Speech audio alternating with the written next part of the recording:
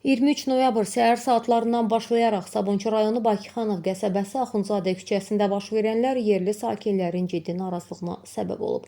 Söz gedən ərazidə yaşayan bir qrup sakin az politikaya müraciətində Darvaz MMC adlı MTK-nın sahibi Namazov Faiq Mirzəlioğlunun qanunsuz olduğu iddia etdikləri əməllərindən şikayətləniblər.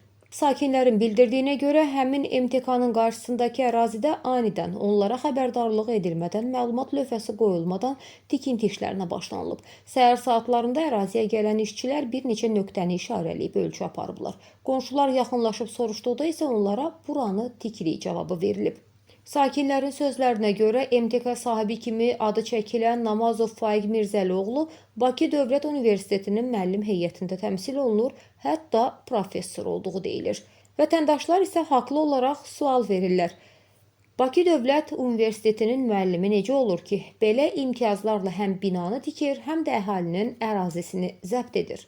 Bakıxanov sakinləri baş verənləri qanunsuzluq hesab edir və məsələ ilə bağlı dövlət qurumlarının müdaxiləsini, obyektiv araşdırma aparılmasını və tikintinin dayandırılmasını tələb edirlər.